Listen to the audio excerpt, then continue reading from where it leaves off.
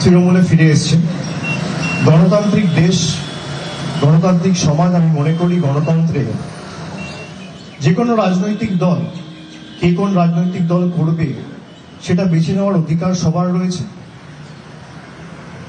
এবং মধ্যেখানে কয়েক বছর যদিও তিনি সক্রিয় রাজনীতিতে ছিলেন না, কিন্তু নিয়মিত দলনেত্রীর সাথে তার যোগাযোগ ছিল, আপনারাও দেখেছেন। এবং দলনেত্রীর অনুমোদন ক্রমে শোভনদা এবং বৈশাখী দি দুজনকে দলে ফেরানো হয়েছে। আগামী দিন তারা সক্রিয়ভাবে তৃণমূল কংগ্রেসের হয়ে কাজ করবে। এবং আমি সকলের কাছে অ্যাপিল করব, জাতি দলমত নির্বিশেষে, রাজনৈতিক দল নির্বিশেষে যেভাবে আমাদের বাংলার প্রতি বিজেপি আঘাত আনছে, কেন্দ্রের ধারাবাহিক বৈমাতৃসুলভ আচরণ সহ 5 বছর ধরে আঘাত, লাঞ্ছনা, বঞ্চনা, বাংলার প্রতি অপমান, বাংলাকে বাংলাদেশি বলে দাগিয়ে দেওয়া, এই কেন্দ্রের বিরুদ্ধে আমাদের সকলকে ঐক্যবদ্ধ হয়ে লড়তে হবে। আমি প্রত্যেকটা বঙ্গবাসীর কাছে অনুরোধ করব যে আমরা সকলে মিলে বাংলার সমষ্টিগতভাবে লড়াই করে বাংলার জনগর্জনের ক্ষমতা কি সেটা আগামী নির্বাচনে বিজেপিকে বোঝাতে হবে। যারা বাংলার মানুষের ভোট নিয়ে বাংলাকে বাংলাদেশি বলে, তার বিরুদ্ধে লড়াইটা খালি তৃণমূলের নয়, সেই লড়াইটা আপামর জনসাধারণের 10 কোটি বঙ্গবাসী। আমাদের দলনেত্রী ইতিমধ্যেই কাল আপনারা জানেন তৃণমূলের সোশ্যাল হ্যান্ডেল থেকে পোস্ট হয়েছে, আগামীকাল মিছিল রয়েছে। এবং এসআইআর এর বিরুদ্ধে তৃণমূল কংগ্রেসের সমস্ত স্তরের নেতা কর্মী, শুভানুধ্যায়ী সৈনিকেদের আহ্বান জানানো হয়েছে, বিশেষ করে কলকাতা সহ যে পার্শ্ববর্তী 2-4টি জেলা রয়েছে।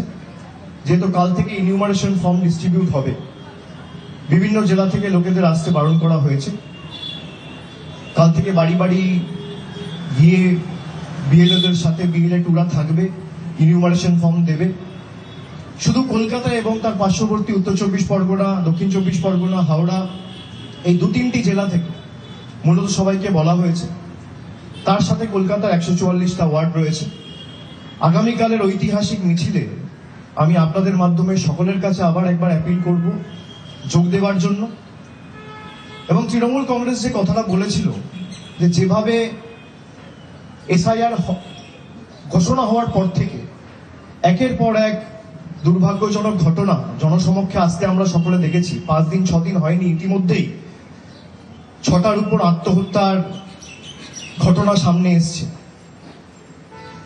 প্রথম একদম সেই পানিহাটির প্রদীপ কর থেকে শুরু করে তারপর আপনারা দেখেছিলেন ইলামবাজারে একজন 95 বছরের বয়স্ক বৃদ্ধ মানুষ, তিনি আত্মহত্যা করেন। বারাসাতে একজন করেছেন, তামিলনাড়ুতে একজন, বর্ধমানের জামালপুরের একজন ভদ্রলোক ছিলেন, তিনি বিষকে আত্মহত্যা করেছেন। তার সাথে আরো একজন ভর্তি ছিল, আমি একটু আগে খবর পেলাম তিনিও মারা গেছেন। আজকে ডানকুনিতে একজন আত্মহত্যা করেছেন এসআইআর এর আতঙ্কে এবং ভয়ে। আমরা যেটা প্রথম দিন থেকে বলেছিলাম যে একজন যোগ্য ভোটারের নামও যদি ভোটার তালিকা থেকে বাদ যায়, তৃণমূল কংগ্রেস এই আন্দোলন দিল্লির বুকে নিয়ে যাবে। এবং যারা কেন্দ্র সরকারের এবং দিল্লির তল্পিবাহক হয়ে কাজ করে বাংলার মানুষের বিরুদ্ধে আঘাত এনে বাংলাকে ভাতে মারতে চাইছে, বাংলার মানুষের পরিচয় বাংলাদেশি বলে দাগিয়ে দিয়ে তাকে অপমান করতে চাইছে, শুধু বাংলায় কথা বলে বলে তাকে বাংলাদেশি বলতে চাইছে, তাদের বিরুদ্ধে এই লড়াই আগামী দিন আরো তীব্রতর হবে এবং দিল্লিতে গিয়ে পৌঁছাবে।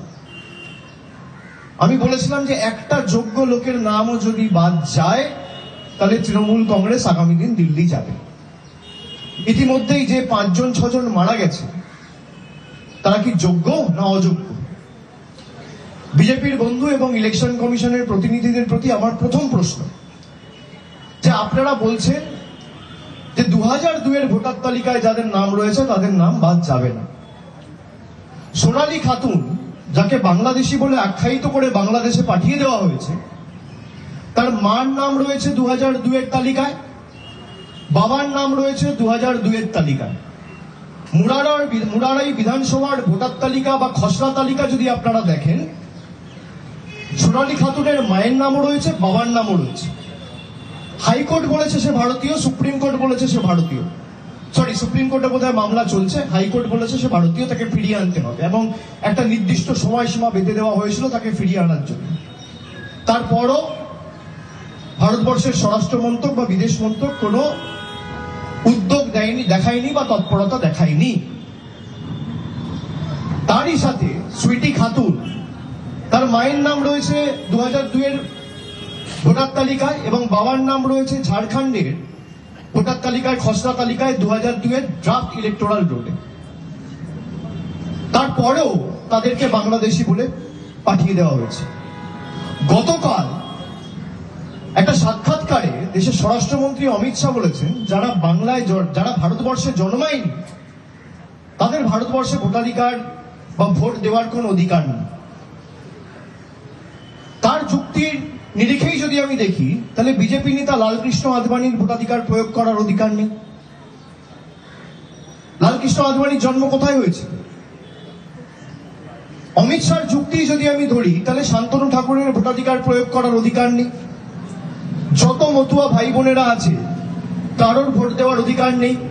এটা আমি বলছি না, দেশের স্বরাষ্ট্রমন্ত্রী এবং বিজেপির প্রাক্তন সর্বভারতীয় সভাপতি অমিত শাহ বলছে। আমি অনুরোধ করবো আপনাদের যে এরা যে সিএএ ক্যাম্প করছে আপনাদের মাধ্যমে, এদের ফাঁদে কেউ পা দেবেন না। যদি কেউ সিএএ ক্যাম্পে গিয়ে অ্যাপিল করেন, আসামের 12 লক্ষ হিন্দু বাঙালির মতো আপনাদের অবস্থা হবে। সবাইকে ডিটেনশন ক্যাম্পে নিয়ে গিয়ে ফেলবে। আর তৃণমূল থাকতে আপনাদের কারোর নাম বাদ যাবে না। কেউ ভয় পাবেন না, কেউ আতঙ্কে থাকবেন না। আমাদের কর্মীরা রাস্তায় নেমেছে। আগামীকাল থেকে বিএলএ-টুরা বাড়ি বাড়ি যাবে। প্রত্যেকটা অঞ্চলে, প্রত্যেকটা ওয়ার্ডে একটা করে অ্যাসিস্ট করার জন্য হেল্প ডেস্ক তৈরি করা হচ্ছে, ক্যাম্প তৈরি করা হচ্ছে এবং প্রত্যেকটা বিধানসভায় সুনির্দিষ্ট ওয়ার্ড রুমের ব্যবস্থা থাকবে। এমপিরা দায়িত্বে থাকবে এবং এমএলএরা দায়িত্বে থাকবে।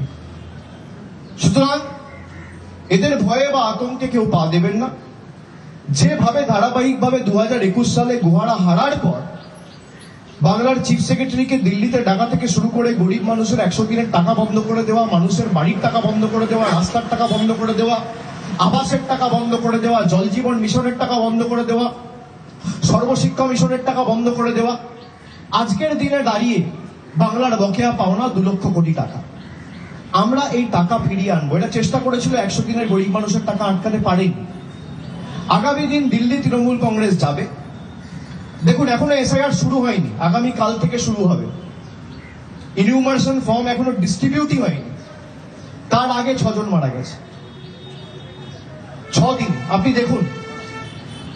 এবং সবার প্রায় ভোটার তালিকায় নাম ছিল কারোর 95 বছর বয়স, কারোর 57 বছর বয়স, কারোর 28 বছর বয়স, কারোর 62 বছর বয়স। দিনাটাও একজন ভদ্রলোক বিষ খেয়ে এখনো হাসপাতালে ভর্তি রয়েছে। আমরা তার সুস্থতা কামনা করি। কিন্তু যেভাবে বাংলার মানুষকে মৃত্যু মুখে ঠেলে দেওয়া হচ্ছে, এই কারণেই আমরা এদেরকে বাংলা বিরোধী বলি, এই কারণেই আমরা এদেরকে জমিদার বলি। আর প্রকৃত যদি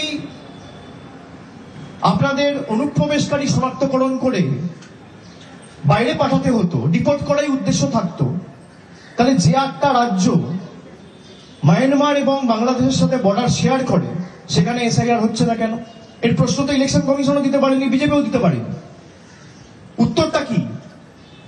বিজেপির প্রশ্ন আপনারা আমাদেরকে করেন, আমরা উত্তর দিই। আমরা যে প্রশ্নগুলো করছি, সংবাদ মাধ্যমের প্রতিনিধিদের তো দায়িত্ব এই প্রশ্নগুলো গিয়ে পাল্টা ইলেকশন কমিশনকে করা। কালকে কুলপিতে এরা বলছে 2002 এর ভোটার লিস্টকে আমরা বেঞ্চমার্ক হিসেবে ধরব। কুলপির ক্ষেত্রে 2002 এর ভোটার লিস্ট নেই। আপলোড যেটা করা হয়েছে সেটা 2003 এর রোল। আপনি কিভাবে এসআইআর করার কথা বলেন যেখানে ইলেকশন কমিশনই অপ্রস্তুত, যেখানে আপনি প্রস্তুত নয়? আপনি কত বিধানসভায় 2002 এর ড্রাফট এবং ডিজিটাইজড একটাও ইলেকট্রাল রোল পাবলিশ করতে পারেননি। সেখানে আপনি বলছেন 2002 এর ভোটার তালিকা বেঞ্চমার্ক। এর জবাব কে দেবে? তৃণমূল কংগ্রেস দেবে না আমাদের সরকার দেবে না ইলেকশন কমিশন দেবে না বিজেপি দেবে?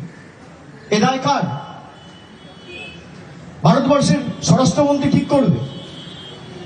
হঠাৎ করে ইচ্ছা হলো, রাতারাতি ঘোষণা করে দিলাম, আজ থেকে 500 টাকার নোট বন্ধ, 2000 টাকার নোট বন্ধ, 140 কোটি মানুষকে লাইনে দাঁড় করিয়ে দিয়েছে। 10 বছর পরে আবার সেই নভেম্বর মাসে, সেটা হয়েছিল 8ই নভেম্বর, এটা হচ্ছে 4ই নভেম্বর। 10 বছর পরে 400 থেকে 400 পারের নাড়া দিয়েছিল আর 240-এ নেমেছে। নোটবন্দি করে মানুষ, এদের 303 থেকে 240-এ নেমেছে, আর এবার ভোটবন্দি করতে চেয়েছে, মানুষ 240 থেকে 100-তে নেওয়া হবে। আর আমি তো চ্যালেঞ্জ করেছিলাম, যেদিনকে এসআইআর এর কথা ঘোষণা করেছিল, পরের দিন সাংবাদিক বৈঠক করে বলেছিলাম যে বিজেপি আমার চ্যালেঞ্জ অ্যাকসেপ্ট করুক। আজকে 5 দিন হয়ে গেল, তো 120 ঘন্টা পার।